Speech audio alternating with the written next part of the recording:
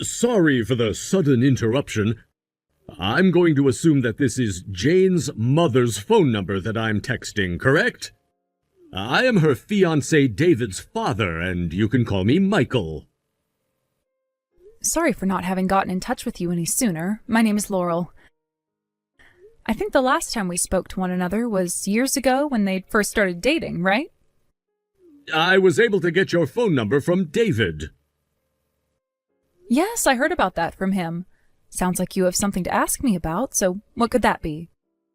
Well, then, allow me to get to all of that right now.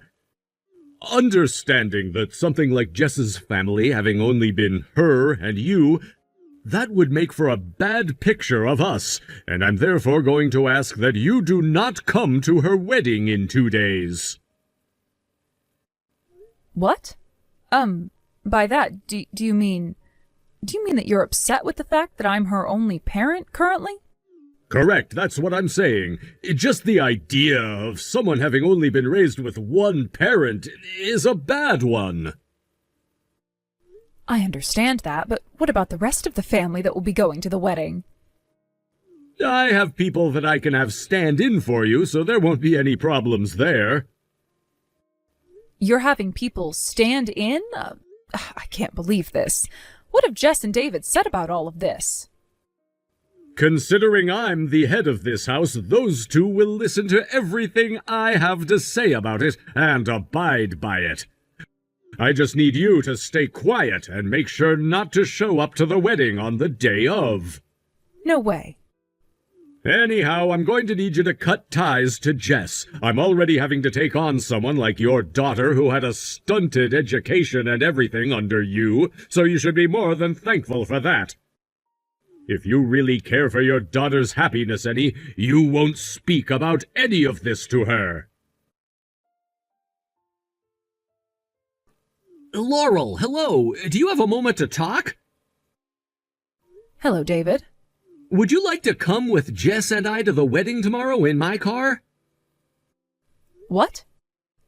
You're the one who'll be handling things like Jess's makeup and her hairstyling, right? We should arrive at the wedding venue around the same time anyway, so wouldn't it be best if you came along with us both in the same car? Your house is on the way for us anyway, so if you don't mind, come along. Thank you, but David, have you not heard anything from your father about me? From my dad? Now that I think about it, he did say that yesterday he took some time to talk with you over text.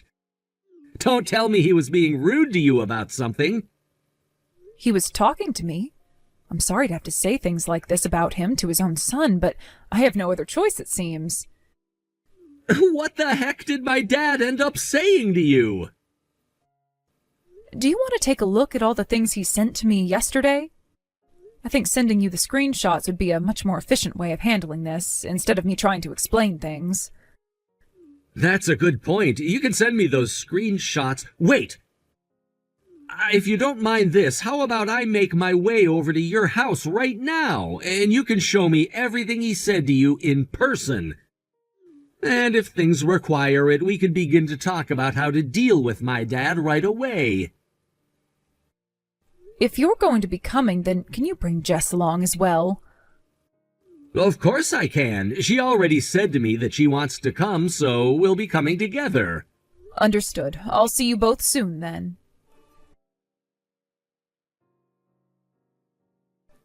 Excuse me, Laurel. Why have you come to the wedding venue today? I already told you not to come, didn't I? I can see that you're over in the bride's changing room as well right now, so what do you think you're up to there? Good morning, Michael. I don't think anything is going to be able to change the fact that I'm the bride's mother and have a right to be at her wedding today. And I'm not up to anything bad by being here. If not, then leave! But I'm in the middle of some tasks I was asked to handle by the bride and groom themselves. Tasks? Ah, perhaps you work as a janitor or something like that? I remember you saying back when we'd first met one another that you work in a field where you clean people up and make them feel pretty, all while giggling about it. So you remember the way I was laughing about it then, but nothing about the actual field of expertise that I'm in? Huh?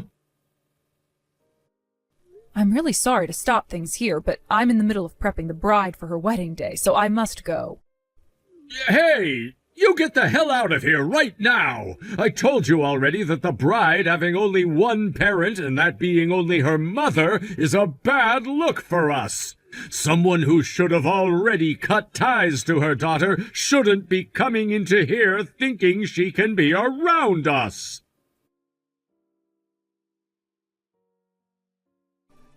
David, I started to get some more texts from your father. Is that right? As expected, he's really gone and done it to himself. Yep, unfortunately he did. Do you want to come over here and see me to take a look at everything he said? And then I will leave everything there after in your hands. Sure thing, I'll be there right away. Dad, you go home right now. What? I don't want you to be at my wedding anymore. David! I just spoke with both Mom and Grandma a second ago, and the both of them are furious with you now. What are you going on about right now, David? If you don't have the both of your parents there during your wedding, you're going to make a bad image for yourself. And you've gone and made a terrible image for yourself by acting like a complete and total jackass to Jess's mother. But it seems you don't quite get that yet. What are you talking about? Jess's mother works as a hairstylist. And not just any stylist, but one working at the top hair salon here in this city. She does the hair of so many celebrities that you probably can't even count them all. What? She works at a hair salon that even celebrities are going to? That's right, and it's the exact same place that both Mom and Grandma have been going to for years now, and are very familiar with Jess's mother because of it. And the only reason Jess and I were able to meet in the first place was because of their relationships. Then, here's something that I think you of all people will find very important, Dad. What is it? It seems that a lot of those hair salons have been left under the supervision of Cameron. And you know that Cameron has plenty of other businesses that he's taking care of as well, right? And the main company that he's in charge of happens to be a massive business partner of the company you're working at, Company W. What?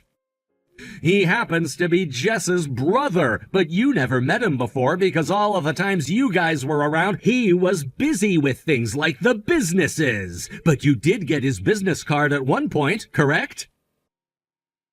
His business card? So that's what that business card was all about? Don't tell me you threw that card away or something. So you did toss it. I thought he was going to try talking to me some more later on about how he wanted to sell me his lovely company or something, considering he never had a father growing up to make him into a proper businessman. Jesus! So you didn't even have a look at his business card to see the kind of man he is. And when you were told about where Jess's mother has been working, you didn't listen to any of that either. Seems neither your eyes or ears are of any use to you then. What? How dare you say things like that to your father? Everyone and their mother knows that fatherless households like theirs are utter disgraces. Sorry that you can't seem to wrap your head around that or anything. That is why I asked for Laurel to stop talking to Jess anymore, so that this family's image didn't have to be stained by her. I see. And here's a response from Cameron, the CEO of Company W, to what you've said to his mother. Then, this is the end of my company and your company's relations as well, correct? What? Dad, you were the one in charge of business relations between Company W and your company, right? Seems that you've been causing a lot of trouble for Cameron's company and the man he left in charge of relations with you, all because he's a bit younger than you. Well, just a couple of days ago, on Friday to be exact, that man went and made a complaint to your company about how you've harassed him. He complained? Your company was told that as long as you are overseeing the business relations, there would be no more business between you guys and Company W. What was that?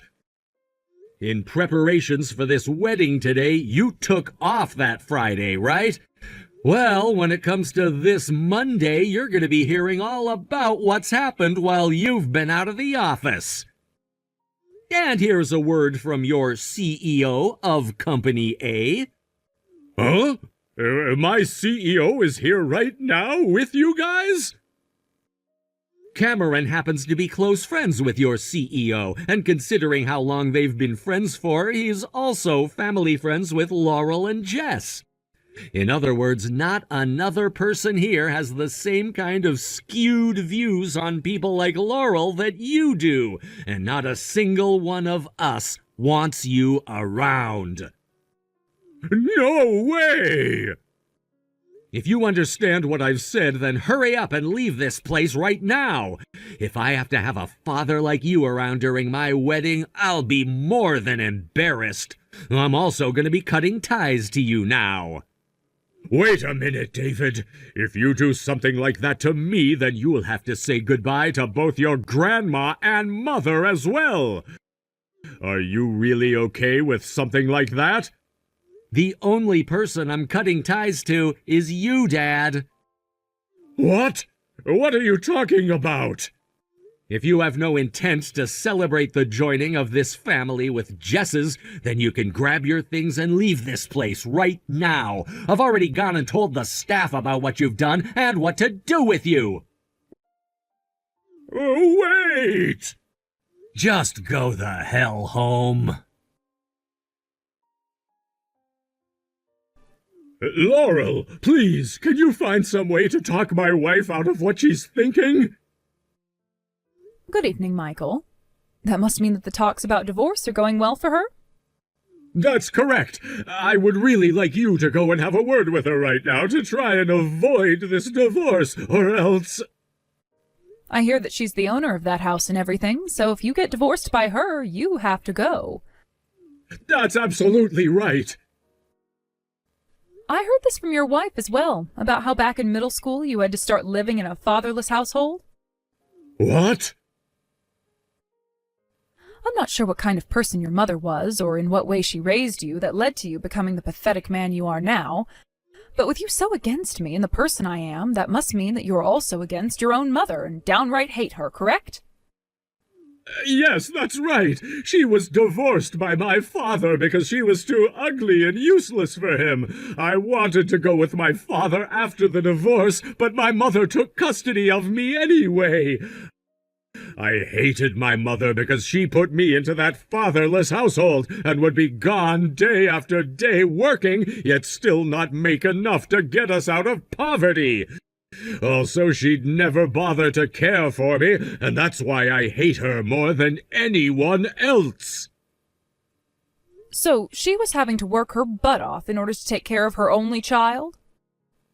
Had she just forgiven those 1 or 2 times of cheating? Huh? Had she just done that, then I would have never had to have grown up like that without my father around. I'm sure the same thing can be said for you, right? Even if you've raised 2 excellent kids, you're never going to free yourself of being that crappy parent to your children. Any mother who is divorced by their husband has to be completely useless. Speaking about me like that will only hurt you more. Because the reason I ended up being a single mother is due to my husband passing away to his chronic illness. What? Considering that this will most definitely be the last time you and I ever talk to one another, I don't want to say anything more to you. However, I will let you know one last thing, and that's for you to hurry up and fix that bias and attitude of yours before it ends up completely ruining your life. Wait! Goodbye now. There was something in Michael's last message that caught my attention. A certain phrase stood out. An affair once or twice? It made me wonder if there was more to the story, and as it turns out, my suspicions were correct. He had been having an affair with a female subordinate. Later on, I heard from his wife that this affair was added to the list of reasons for their divorce, alongside the original issues that had caused their relationship to break down. After that, things took a sharp turn for Michael. Even in his professional life, he was removed from his position in sales at the company and reassigned to a dead-end job with no external responsibilities, far from the important work he had been doing. From being a prominent figure in the company's business operations, he was demoted to a back-office position where he no longer had contact with clients or any meaningful projects. He became invisible, tucked away in a corner. Yet despite the drastic change in his work situation, he couldn't afford to quit. His wife had filed a substantial claim for alimony, which he was obligated to pay. On top of that, his age made finding new employment extremely difficult. In the end, no matter how humiliating it was to stay in such a lowly position, he had no choice but to stay. Day after day, he now sits at his desk carrying out menial tasks with no hope of returning to his previous status. The woman he had the affair with, on the other hand, did not fare much better. She chose to resign voluntarily from the company, likely pressured by the situation that had unfolded. The scandal surrounding their affair became too much to bear. After leaving her job, she was forced to pay alimony to Michael's wife as well. And ultimately, she returned to her hometown in the countryside. The shame and financial strain of the affair had left her with no other options. Imagining the lonely future that awaits Michael is nothing short of painful. Here was a man who, not too long ago, had everything: a stable career, a family, a comfortable life, but his own actions, fueled by selfish desires, led him down a path that cost him everything. The affair with his subordinate not only destroyed his marriage, but also derailed his career in ways he could never have anticipated. Michael was once well respected in his field. As a sales executive, he was the face of the company, often negotiating with clients and securing deals. He had a certain confidence about him, always walking through the office with his head held high. But that same arrogance might have blinded him to the consequences of his actions. Perhaps he thought he could juggle both his professional and personal indiscretions without being caught. But life rarely works out that way. His wife, who had stood by him through thick and thin, had every reason to leave. After all, this wasn't just about a single mistake. When he carelessly mentioned an affair once or twice, it revealed a deeper problem. He saw his infidelities as minor transgressions, dismissing the hurt and betrayal that they caused. It's no wonder that once the truth came out, his wife could no longer tolerate being in the marriage. Their divorce wasn't just a personal matter either. It rippled through Michael's professional life. The company likely wanted to distance itself from the scandal, and removing him from his position in sales was an easy way to minimize any damage. He went from being a key player to someone who could easily be forgotten. In the corporate world, once you lose your relevance, it's nearly impossible to regain it. Now, Michael spends his days in the shadows, performing trivial tasks that no one else wants to do. The irony is that despite all this, he cannot leave his job. The alimony payments to his ex-wife are a constant reminder of his mistakes, and he's trapped in this miserable routine, knowing that quitting would mean financial ruin. His pride might be bruised, but he has no choice but to endure the monotony, watching the years slip away from behind his desk. As for the woman he had the affair with, her fate seems equally grim. In a sense, she was a casualty of Michael's recklessness, though she too made her own choices. Voluntarily resigning from the company was likely an attempt to escape the shame of being known as the other woman, but it came at a great cost. After paying her share of the alimony, she retreated to the countryside, where her career prospects are likely limited. One can only imagine the isolation she must feel now. Together, their affair not only destroyed their lives, but also left a trail of pain and regret. Michael, once so confident and full of himself, is now facing the reality of a lonely and desolate old age. The choices he made in pursuit of temporary pleasures led to permanent consequences. Thank you for watching and listening. We hope you enjoyed the video. Don't forget to like this video and subscribe. Also, feel free to leave a comment about what you thought of the story. We look forward to seeing